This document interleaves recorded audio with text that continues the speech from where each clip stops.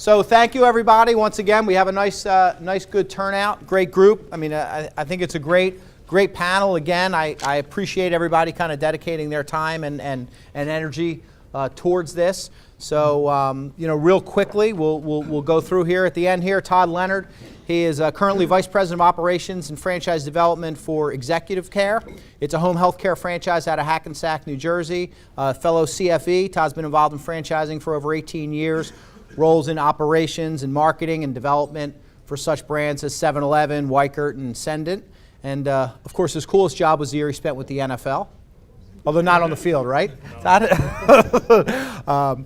And so thank you. Thanks, Todd, for joining us. And Mark Stenke is a franchisee and professional trainer and speaker for Focal Point Business Coaching, obviously relative to our topic today. Prior to his ownership in the franchise, Mark spent 2 decades in various roles at some of the world's largest companies, primarily focused on recruitment and talent acquisition. So as a professional trainer and recruiter, Mark obviously has decades of experience in kind of vetting professionals and matching them to their roles. So lucky to have him on the panel.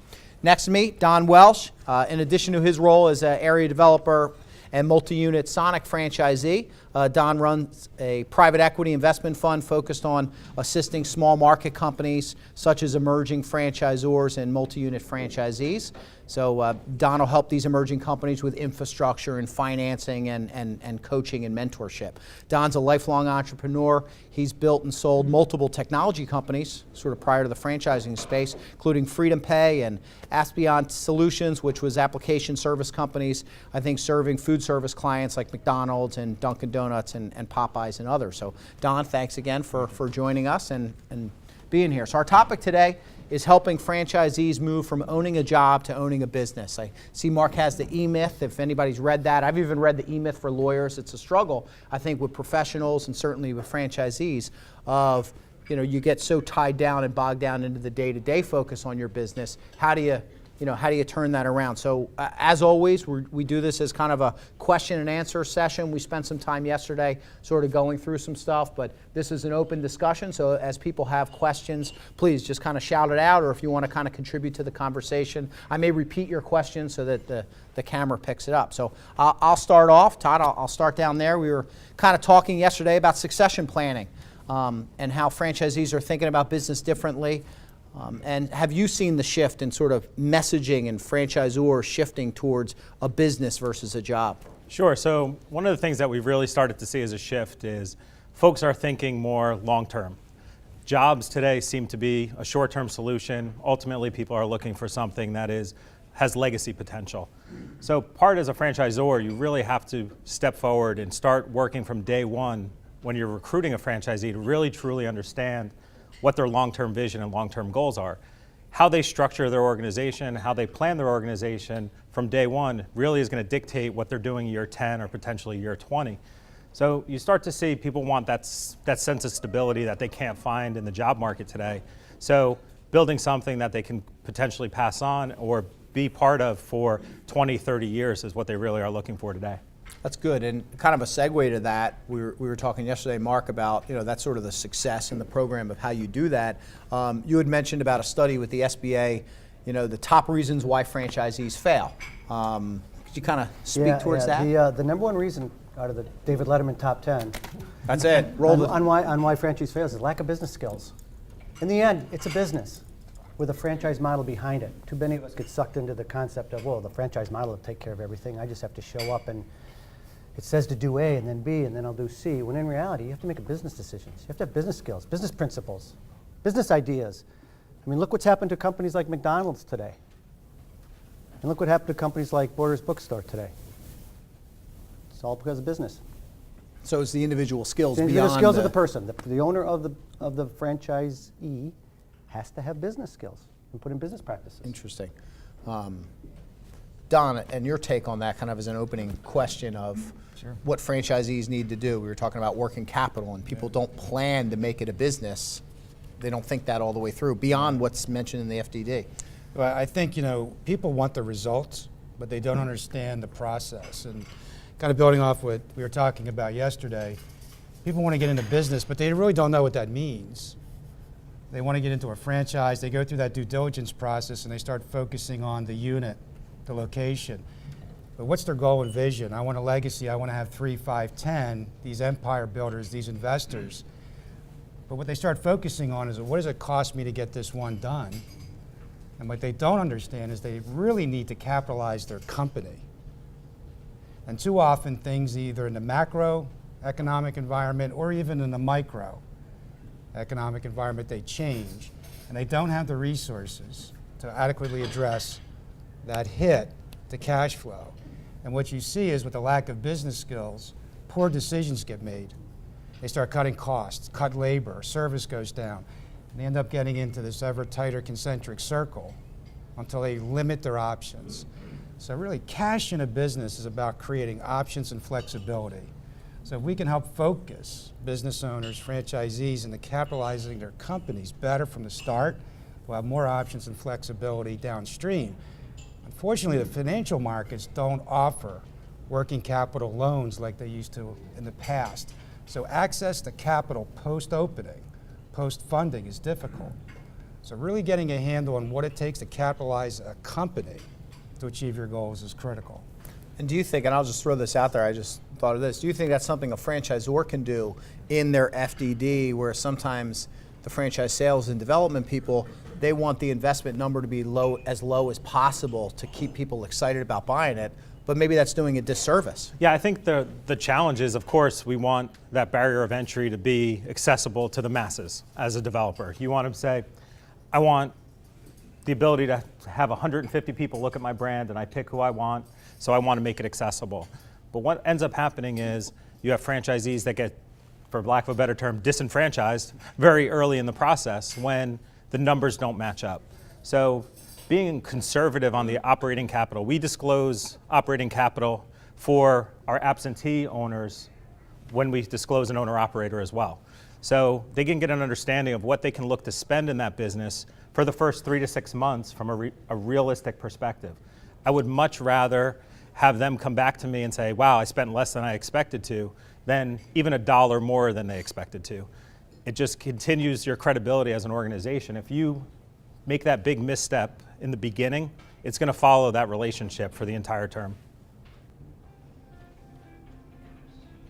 It's a question coming in from the outside, watching our webcam.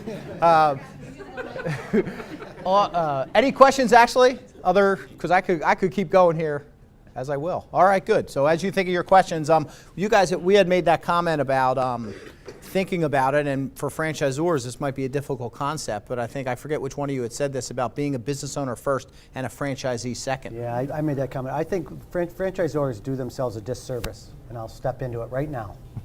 Okay? They do themselves a disservice by selling a franchisee to someone and not having that person be skilled up in how to run a business. It usually falls on what? Here, read a book. With great books. These are fantastic books, and you should read them. But how many people could take this book and implement into their specific business the practices it teaches? Yeah, you maybe. Congratulations. 1 out of 100. I'm still trying. 1 out of 100, okay? Why not put a part of the capital requirements, 20 grand, 25 grand a year, and get yourself someone who's going to work next to you and get this done? Because success just quadruples, sixfold even, if you can do that. So I really think franchisors do themselves disservice by not realizing it's a business first and a franchise second. I can tell you what, some of the things that are happening with franchisors, and I think it's interesting that successful dialogue sometimes looks like this with a franchisor. You have field consultants out there. And what are field consultants typically focused on? Training, P&L. They're reinforcing that kind of narrow view. But if you can take a franchisor out and say, listen, wait a minute, does it make sense to maybe have one less franchise field consultant and have a true business consultant? And when you start to get that alignment with the franchisor, or at least coach up those franchise field consultants, I'm a franchisee and I work with franchisors, to start to have those dialogues, you can start to avoid some of those pitfalls that franchisees encounter. And one of the most stressful one is when the franchisee's hiding results from the franchisor. and then you get that typical tension. That never happens. Never happens. So transparency and having that discussion up front, right, where we're aligning the risks and rewards, and by understanding that cash is king, can really address a lot of that tension, and can stop the bleed from franchisees closing. We all know that the third guy in a franchisee that's failing is going to be the most successful, right? Used to be the second guy in. Now we talk about the third guy in. Pennies on the dollar. I got this, pennies on the dollar. And unfortunately, you're seeing this business emerge where you're getting brokers and other companies that are specializing in transfers. So I think if we address this up front, we can really stem the tide. We all talk about continuity, right? What's your continuity? How many did you close? How many did you open? That net, what's the net? It's a numerator and denominator type of effect. Maybe we can deal with the closings, right? You don't need as much energy on the lead gen side and signing up new folks. And the franchisor's economics get really bright fast. So I really like the point you guys made about being a franchisor is really about running a business, not necessarily running the business you're franchising. But for emerging franchisors who are maybe really good at operationally running their business at the day-to-day level, do you have any schooling or training you recommend to make sure that they know how to run an actual business versus just running a franchise? Best thing to do during the vetting process, or even is do some assessments. Right? There's TTI has a ton of assessments you can use to ascertain business skills, the basic business skills of someone. Like, you know, first of all, even if you have a franchise and someone who buys their franchise, that franchisee still needs to have their own vision, mission, purpose, and value system created so they know what they're going to do and how they're going to drive it and how they're going to operate it, right? Then they need to figure out who their ideal client is. I mean, I'll give you a prime example. Franchise I bought, they say their ideal client is a business owner that goes from 0 to 20 million in revenue. I can promise you, the type of coaching that I would do, I'll never get a 10 to 20 million dollar revenue person to do it, but I'll get 1,000, 1 million to 10 million clients to do it. So I had to define my business that I'm not going after that 10 to 20 million person. Yet I have people under my territory who's got that pipe dream and think they're going to go after that, when in reality, maybe the training or the assessment selling is that area. But I would look at TTI for assessments to do that and figure out how that, and then quite honestly, business has 5 components: marketing, sales, operations, administration, and customer support. Use a behavioral interviewing technique and figure out what do they know in each of those 5 areas. If they can give you a good answer, you got a good start. That's very helpful, but I was actually asking from the franchisor's perspective. Yep. Okay. To learn how to manage and run the business and economics of being a franchisor, managing the franchisees. So I think a lot of, from a franchisor perspective, is don't lose sight of what got you to the point where you're considering franchising. What business skills, what things did you bring to the table? But also looking at who's your ideal candidate? What type of franchisee are you looking for? And what type of skills might they be weaker in and stronger in? We're a home healthcare company, so initially the bulk of our franchise candidates are kind, caring, sweet people that don't know a damn thing about business. So from our perspective, we had to beef up our business support. The gentleman that is under me in operations is a Wall Street guy. And he walks through them the first 6 months of operations, every single month, their full P&L, and explains to them what contributes each line item on their P&L. We all say, oh, we review a P&L. Everybody nods their head and says, this is good, this is bad. But in reality, do they truly understand what contributes to those line items to make them successful, or things that are costing them? And also to understand what things can be delegated within a team, who they should hire, who can augment a franchisee in the business. So what does the corporate structure for their location look like? You know, do you need somebody that's strong in marketing?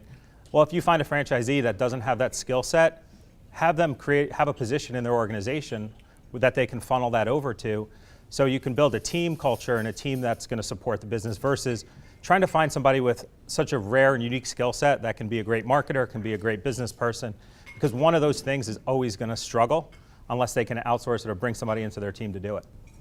Don, any thoughts on emerging franchisors getting the kind of training or skill or support? Yeah, I mean, kind of what's going off in my mind is the concept of tipping points. right? So when you do your own business plan and you look at launching your business, what are those tipping points that you're going to encounter? And I don't know what your business necessarily is, but as you roll out your model, as you aggregate and start selling territories, density becomes a factor. You have franchisees like this, the support, right? So I mean, your economics are based on, right, license agreements and royalties. But as you go through your growth curve, you're going to encounter different tipping points. And there's a lot of books out there that describe this, but I would suggest to you that really get a good handle, because your ability to go cash flow positive as a franchisor is where you're going to encounter the same issues that we talk about franchisees. And you know, you see them in some industries, it's like 30 to 50, next one's at 150. Usually it's around 300 plus that you start getting some breathing room, where you have some flexibility. But I think the franchisors need to have the same kind of capital planning that franchisees, you know, need to have. So it's really understanding those break points and tipping points in your model or your business. Great question. Great discussion. Are there any other questions as we keep moving here? So on that note, do you feel too many franchisors have kind of a paint by the numbers? I'm now a franchisor, so I'm just going to get my franchisee to do that. You know, do you feel that? I do. You know, I've been with a bunch of different brands, and one of the things that, you know, kind of what we mentioned earlier is we focus way too much on purely an operations manual. This is how our system works. This is how we built it. This is how you have to execute it. Go do it. We don't take enough time and take into account often the person and the people that are going to be doing that, and how that needs to be structured for not just today, but as you grow, so that you can be that true business coach and that support for a franchisee. We tend to sometimes loop in franchising support as reactive. They called in, something didn't work, we fixed it. Versus that proactive and say, you know, you're getting close to a point where you need to add a layer in your organization. This is our, you know, a recommendation. Some of our other franchisees have been successful by doing X, Y, and Z. Maybe you need to talk to them. You leverage your top performing franchisees as well to help some of those that maybe don't see that big picture or see that big vision. And, you know, unfortunately in reality too is some people, you have to understand, just aren't right for your organization. As they grow, they hit a point where they can't go any further.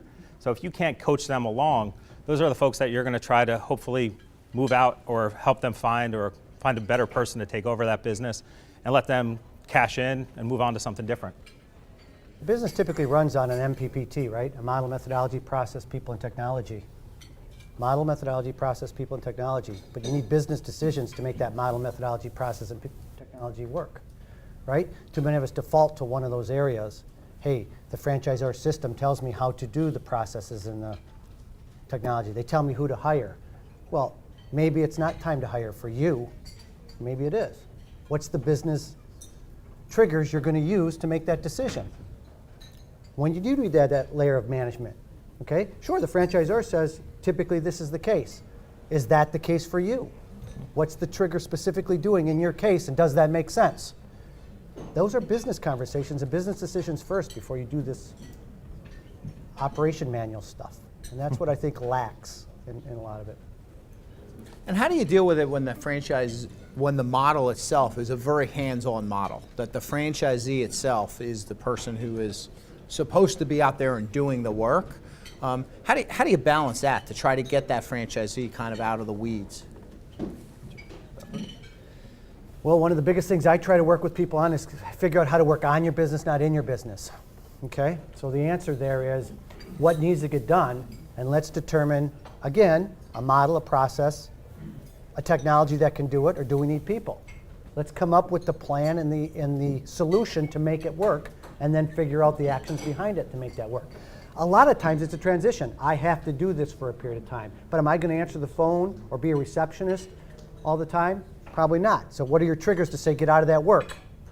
Your hourly rate? Things that not getting done because you should be doing other things? What are you using to make those trigger decisions to start building that out of there? And you really have to think about that and drive it and do it. And it's a very methodical process, a business plan. And the big question, because we have franchisees in the room and franchisors in the room, Don, whose responsibility is that?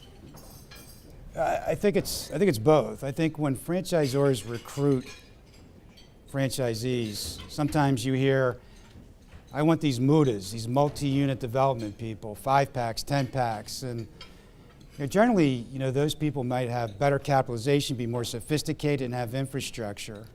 When those people go in the weeds, that's a red flag. Something's broken. And then I think, as my colleague said, there's a lot of practices the franchisors can bring to the table to help them get out of the weeds.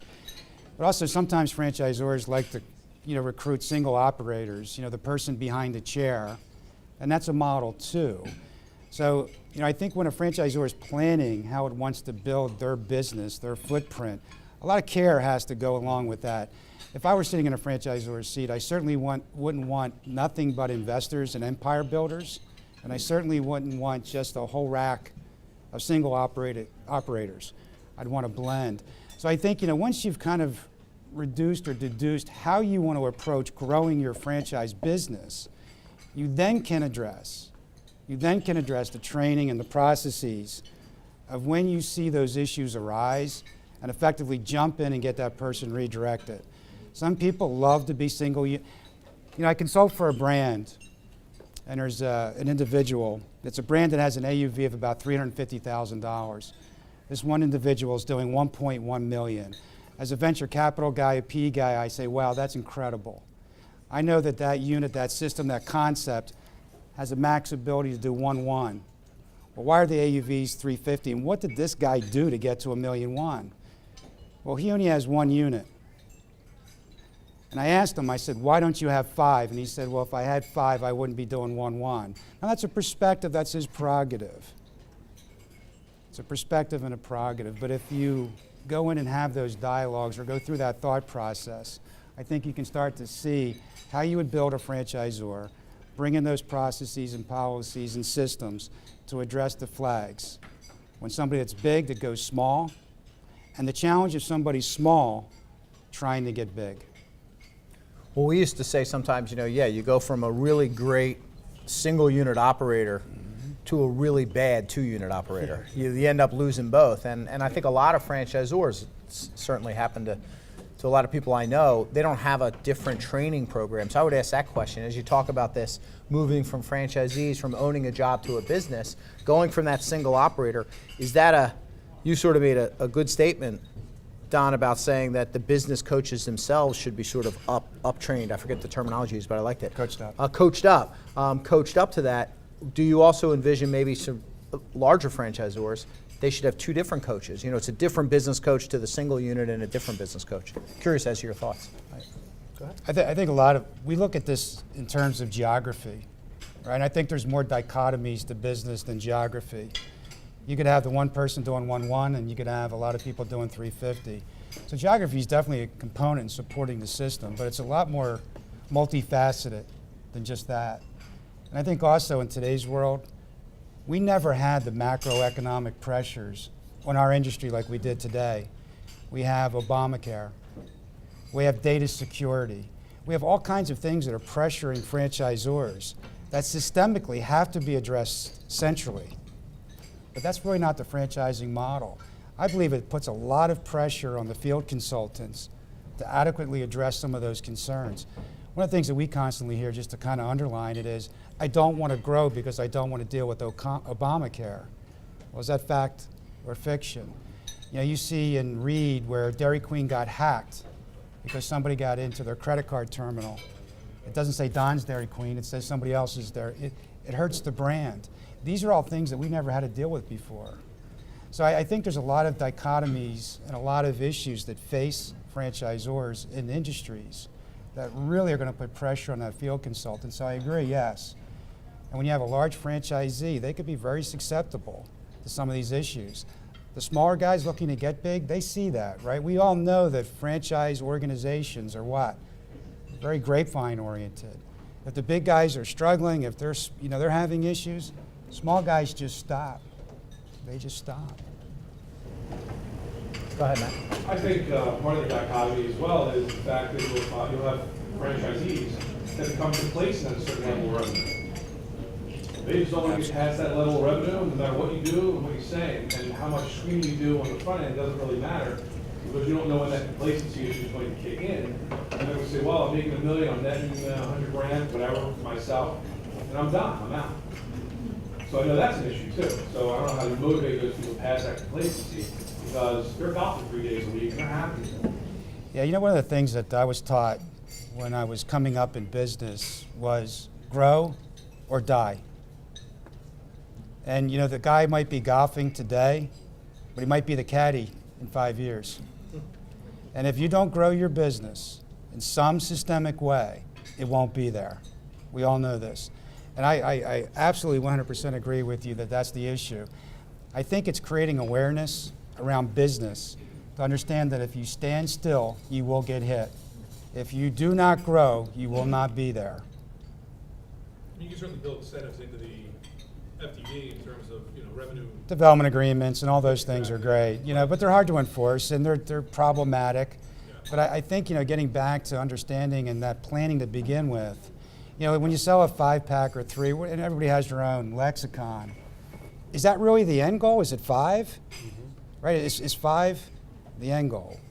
There's consolidation that takes place, sure. There's transfers. You want a quick way of figuring that out is figure out their primary aim. Each individual's primary aim is going to dictate that answer for you. Do I want to be this or that? My primary aim is for my business to support my life, not my life to support my business. I hear that kind of language, all of a sudden I'm thinking, oh, you don't want 10 units, 20 units. I like to turn those folks, if they can afford to be on a golf course, I'd love to turn those successful franchisees into training locations. Perfect. That's the way to use first them. thing that I try to Absolutely. do them is I try them to become lighthouses. Perfect. Or beacons. Yep. So, but the point is, I want them contributing in this system. They may not be contributing by building, but I want them building the brand and offering, their strategies that they use to make their business. Building the builders. Exactly. They do. That's a Pretty So good they validator. they have to contribute. Everybody has to contribute. great answer. High tide lifts all boats. They have to contribute. And I think we should think about that. I think we should think about how we put that into our agreements and how we create culture, right? Great answer. And I think a lot of that also too is the skill set and the ability of your field team. Who's out interacting with that franchisee on a daily basis? What's their motivation? Do they truly understand what drives that person? The other side of that is, if it's a well-run organization that he can step away for 3 days a week, there's somebody in that organization that's motivated to keep it going. So how are you interacting with them? It sounds silly to say, but is there that carrot that maybe his great manager someday can own another location or do something internally that'll motivate them? So really, and part of it we were talking about earlier is we all love selling multi-unit deals. It makes us happy. We like checks, that works. But how deep do we look at their infrastructure planning before we sign them? So you want to build an organization of 5 units. What is your structure going to look like? I'm not going to tell you what your structure needs to look like. You bring to the table to me what your plan is for hiring, your staffing. Are you going to have your own district manager that's going to oversee those 5 locations so my organization doesn't get taxed and stressed even more because I'm now managing your managers? So asking those questions and those thought-provoking conversations, because somebody that's coming in that wants that many units, it's not just about capitalization today. It's about capitalization down the road and their vision to grow and how does their organization look? Because at the end of the day, you put a guy that's doing $2 million a unit, has 5 locations, guess what? He's going to become the loudest voice in the room at every franchise conference you go to. So how did he do it? If he says, I did it on a wing and a prayer, your other franchisees are not going to listen to a word that you say because they said, oh, he didn't pay attention and this is how he got it done. They become the one that they go to, the sounding board. But when they do it right, people are going to mimic that and want to do it themselves. Great comments. So go back to what you audited. Let's say the margins are so small that it doesn't make sense to continue to buy more or get into more territories to get yourself out of the business and to make more money. What do you do then?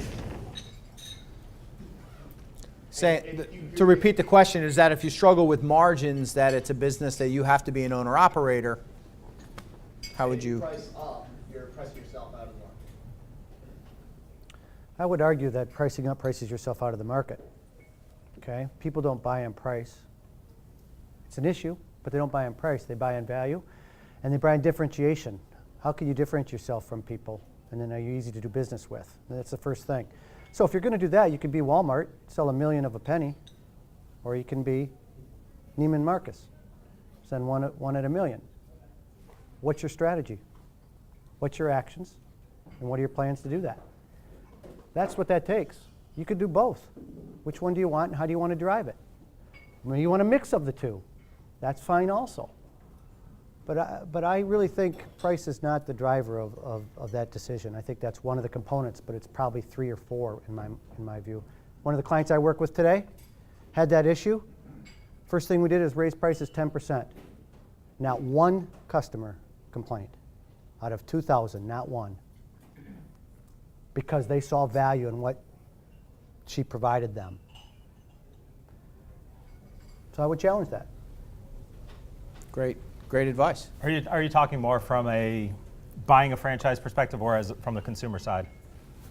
So as an owner to say, I'm not making enough money to put somebody in that place. Is that where you were? Yeah, exactly. I think again, Margin shrank.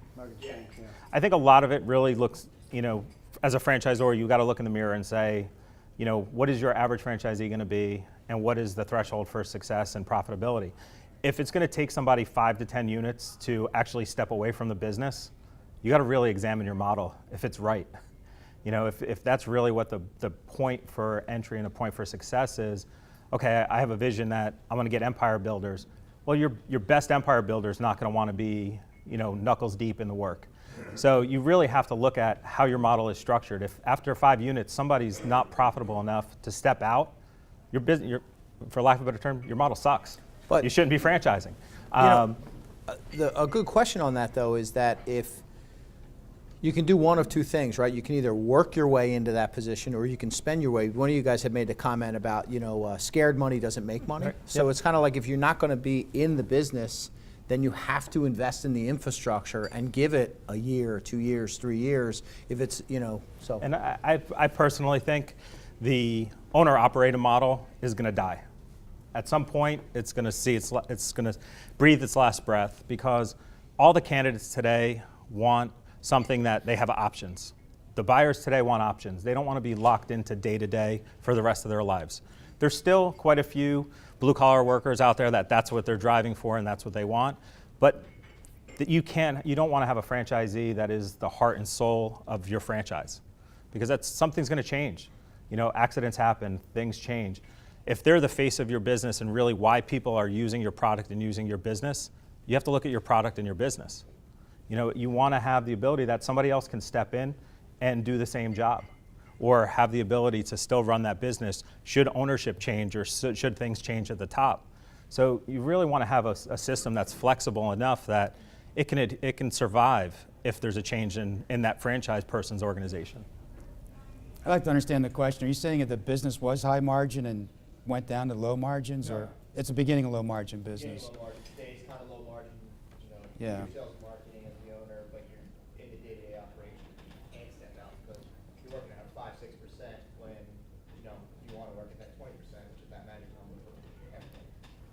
Is it systemic or is it just unit based? Because if it's systemic, then I think you've got to look at either, marketing technology. You're going to have to either, there's only 2 things you can do, right? Grow the top line or shrink costs.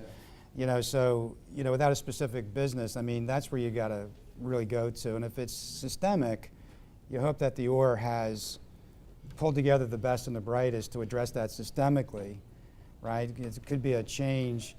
So my background would be hospitality, retail, food. You sell air, right? What's air? Ice cream is 50% air, sugar water, right? All bad things today, but you start looking for mix of revenues. Right on the cost side, you look at packaging and you look at other products. So you get into that kind of discussion, and it may be just transitioning the business out of its core. You see a lot of businesses that maybe started. I was talking to one about the other day. The battery business is now battery and bulbs, and you might have to start transitioning into other lines in order to get that aggregated margin. But if that's a trend line, you got to jump on that one fast. Today's world, it can change like that, but it's a great question. That business principle is called the sigmoid curve. Yep. You have to figure out where are you on that curve, and if you're on that top end of that curve, like Borders Bookstore was, and you don't do things, you end up on this side of it. And that's the business principle you've got to put in place, exactly what Don was saying. And I think as a franchisor too, you have to take the time. My team, we talk every Monday morning. unit economics for the previous week for all our locations, our top and bottom guys. We have to fully understand the unit economics because that's what's driving the decisions of the franchisee. You know, if his unit economics aren't there, he's going to start pulling back. He's going to start cutting back. And where does it usually go first? Marketing. I'm not going to market anymore. It's too much money to buy people lunch. Or I'm going to take my marketer and cut them back to 25 hours a week. So the more you understand that, the more you can step in and have those conversations before they make those moves. Or if they are making those moves, you have the understanding of what's behind it. It's not a compliance issue. It's a scared issue sometimes. And you have to reassess and understand is what is their primary motivator. And a lot of times it is money, but what is causing their unit economics to struggle? Is it non-compliance? Is it something in their marketplace? You know, as a franchisor, sometimes you got to get your butt on a plane and go down there and spend time in their market and see what am I missing here? The model's great, they're executing, something's just not working out. So understanding the unit economics for every location is really critical as a franchise operator. And do you, understanding those unit economics, and you know, not to be specific, but there's some businesses that take a long time that, you know, they have really good retention rates or that, I'm guessing in, you know, in the healthcare business and that, but it probably takes, but there's such a barrier to entry of just time, is that coaching, and how do you coach those franchisees to say, keep spending money now, even though you're not actually going to see that money for 2 years? That must be a hard conversation. It is. It's a lot of times it's setting expectations up front and showing them KPIs. What have your other locations done? And I try to mix similar personalities or similar marketplaces so they can see the growth curve of those locations. But as a franchisor, just to give you an example of what we did, our business takes a little bit more time to ramp up. There's a lot of organic growth that's required from constant marketing efforts. We've outsourced and found some third parties that can provide our franchisees clients sooner.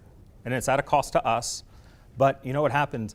We're usually looking at a 30 to 60-day acquisition cycle to get their first client previously. We've cut that down to 14 days. Guess what? Over 60 days sitting in a location with your phone not ringing, after you've just spent 6 figures on a business, your training, gone. They don't remember a darn thing they learned in training, and they're calling your office, or they're calling the franchise broker that they worked with. What did I get myself into? So their confidence is shot. And then that first client comes in. And the third call's to us. Yeah.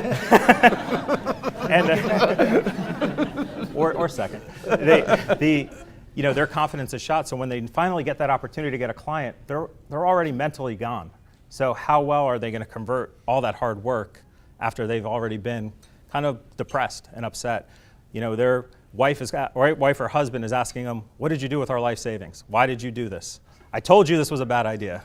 Everybody they talk to that says, how's that business going? They put their heads down.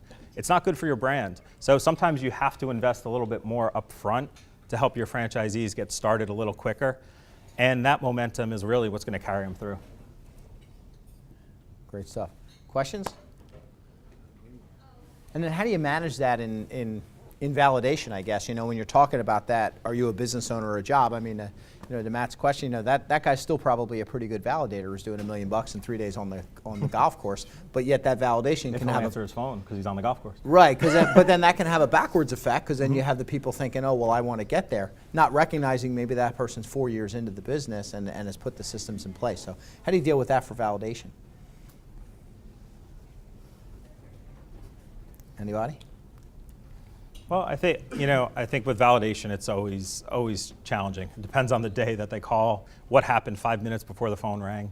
But really a lot of it is just, you know, having a franchise base, and I talk to candidates before they call up. You try to help them understand what questions they really want the answers to. They're going to talk to, you know, your scale. Typically they're going to look at your top and your bottom. And if your bottom is doing okay and they're happy, you have nothing to worry about. Your top guy, you're just hoping they fall into the middle somewhere. So they're going to take both with a grain. You know, it is a great, sometimes as you said, is a guy that's been in there 5 years that can step away from the business. That's a tremendous validator. The guy that's been in it for 5 years and is still, you know, scooping ice cream, that's probably not a good validator if you have a candidate that wants to step away. And that's where I see on our side is some of our more involved owner-operators scare franchisees more than the guy that takes a little bit of time off. Is that, geez, you know, this is his plan, this is his dream, is to work in it day to day, and that there's nothing wrong with that. That's great. But when you have that guy that wants to build, or girl that wants to build an empire, they have that phone conversation. They say, geez, this guy's working in this for 5 years. He's still doing all the day-to-day stuff. I don't know if I want that for me. So you really have to prep them and have those conversations. I'd be curious, I'd like to share just a conversation I had recently, because I really don't understand the concept of validation from a franchisee's perspective. So I had this conversation with this candidate. Somehow I got on my radar and he said, Don, would you talk to him? I said, sure.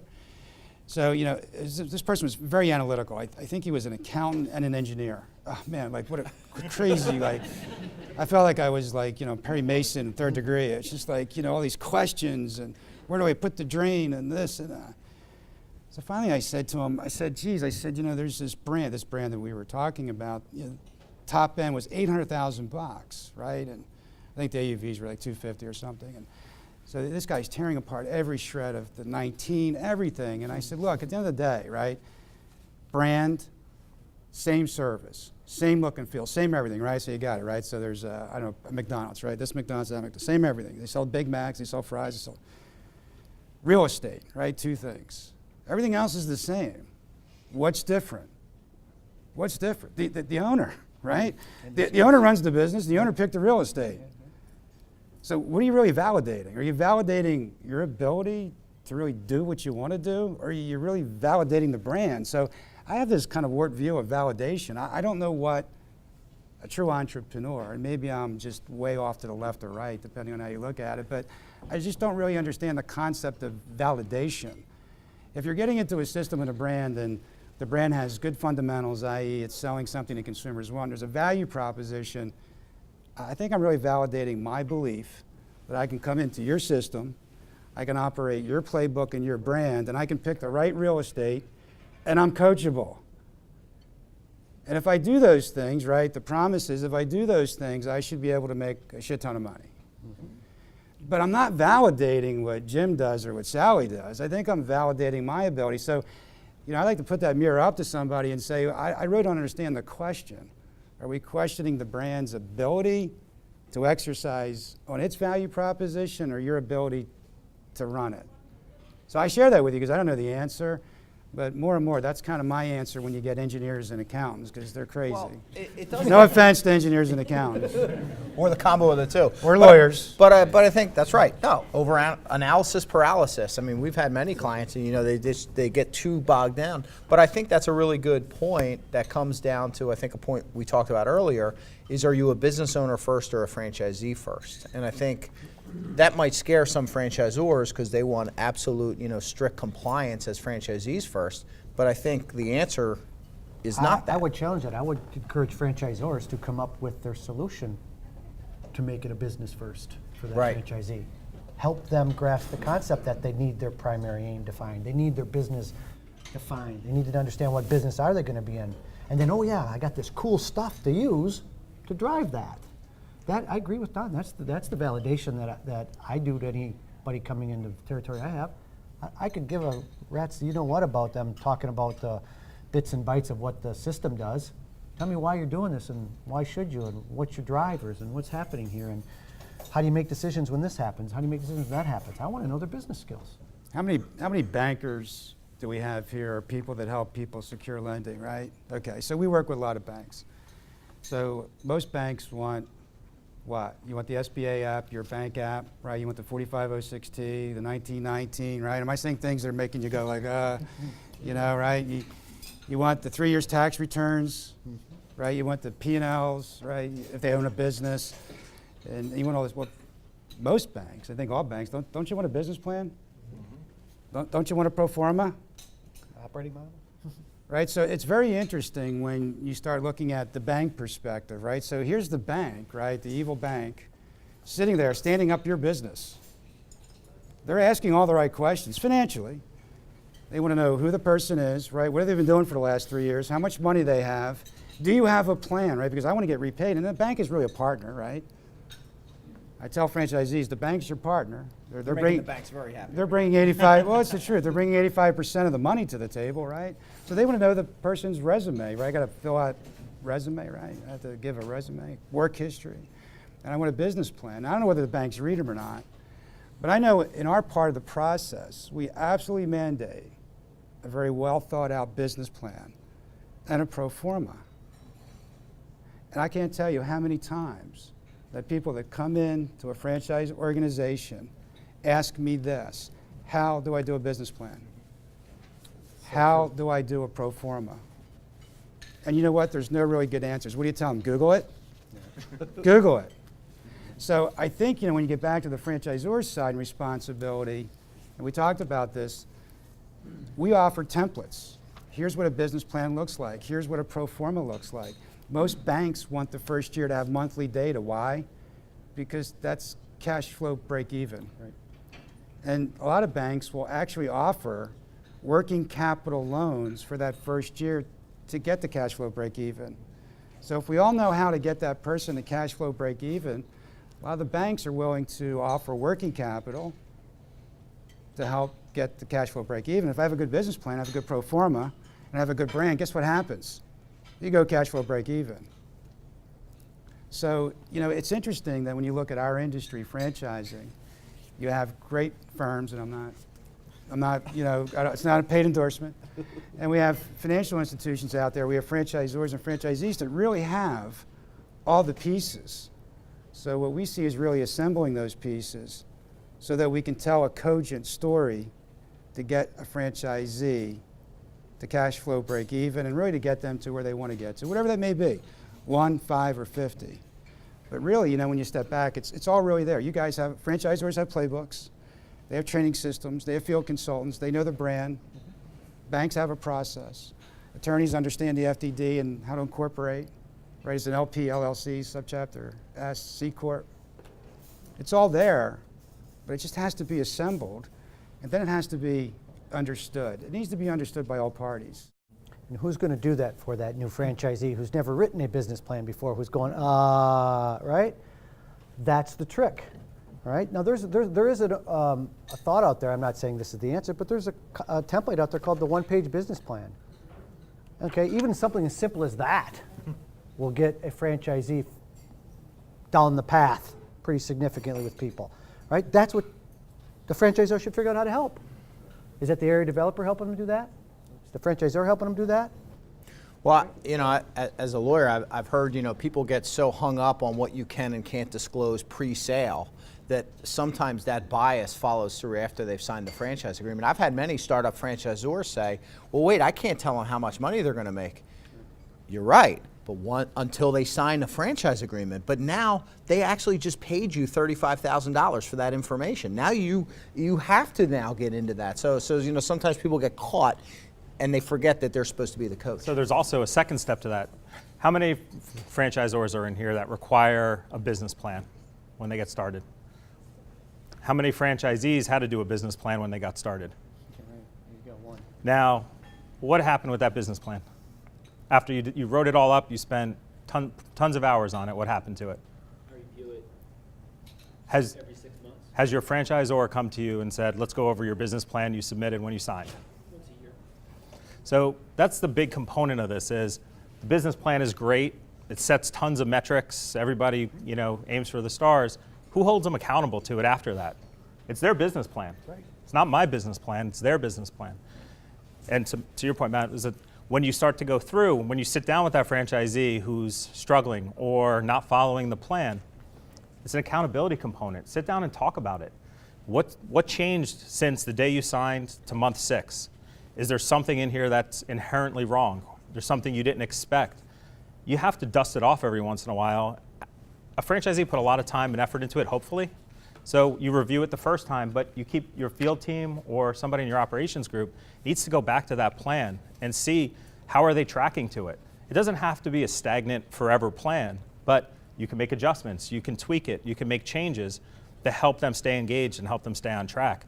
To just leave it there and never go back to it, as a franchisor, in my opinion, it kills your credibility. Because you just said, I just wanted this to make you do some work to see if your brain worked properly. It's One of the things I coach for sure is a 90-day GOSPA against your business plan. Goals, objectives, strategy, and plans in action. That if you don't have one every 90 days at a minimum to run your business according to your business plan, things go off kilter very quickly. Very quickly. All of a sudden the shiny new object comes by, and as a trout that we all are, wow, we go there. Just had a coaching conversation today with that. Hey, this person came to me and they want me to blah, blah, blah, blah, blah, blah, blah, blah, blah, blah, blah, and I'm just smiling, letting her have her conversation for 30 minutes. I mean, I said, okay, let's figure out how that fits into our plan. Well, it doesn't. You said it doesn't. I didn't. You did. So why are we going there? Do you want to change this? That's okay. Cool. Let's change the plan then, right? You're 100% spot on. And I think so much of it too. We were talking so much about going from a job to a business owner, right? So if majority of your business plan and your focus is to keep your franchisor happy and your bank happy, it's the same thing as having a job again. Yep. You're just working for a different boss who can take a lot of other stuff away from you if you decide not to pay. So having that transition of, this is my plan. I'm working for myself to get to this point. I'm holding myself accountable to a business plan so that I can pay my bank and get out of that relationship or move on to another relationship to do more with them.